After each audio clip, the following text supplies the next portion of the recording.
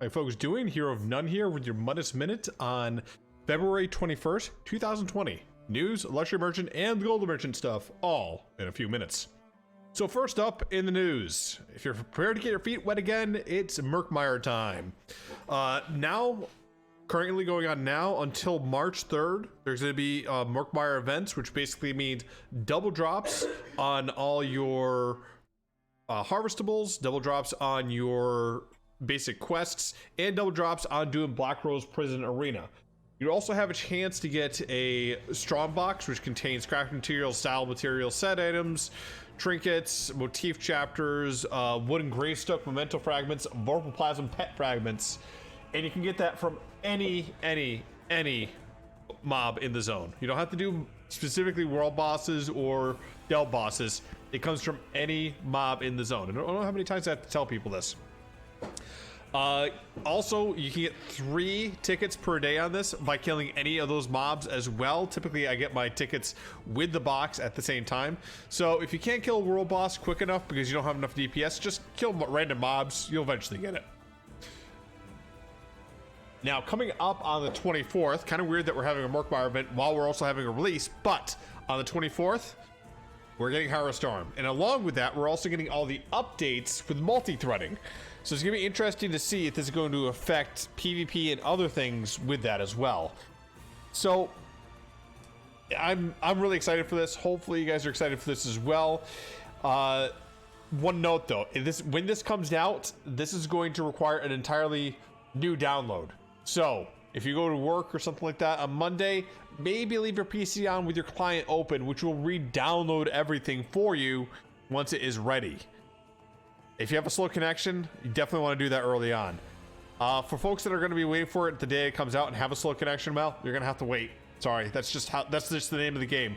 But the good thing with this is it's going to reduce the size of the overall install package, so you save a few gigs on top of that. Now, let's take a look at the Luxury Merchant and Golden Merchant for this week. Alright,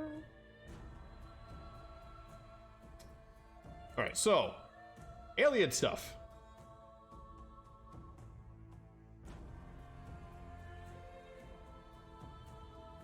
I really wish these switches connected to something. As you can see, you got a switch, a scions, 2 pillars, a few interesting things on there. And now the Golden Merchant stuff. Alright, for 150k, Draugr necklace. You need a 4% healing, maximum health, and when you take damage while you're under 35% health, you're going to knock down all enemies within 4 meters for 2 seconds and heal yourself for 7,000 health. Occur every 20 seconds. Not a great set for a gold set. If you do want to get this, I'd probably recommend getting the purple version, even though you only get you get a bit of reduced health gain.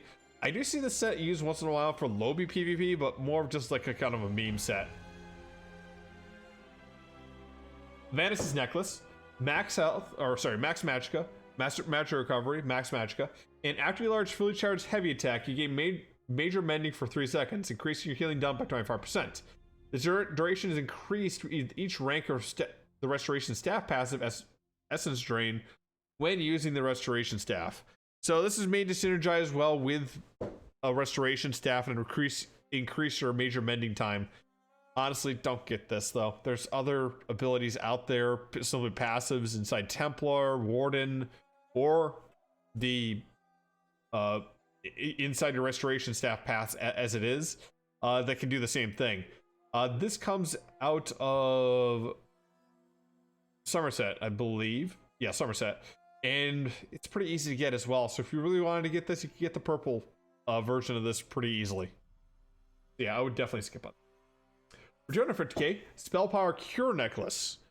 Max magicka, spell damage, and when you heal yourself for an ally that is 100%, you have 50% chance to give Major Courage, which will increase your weapon damage and spell damage by 258.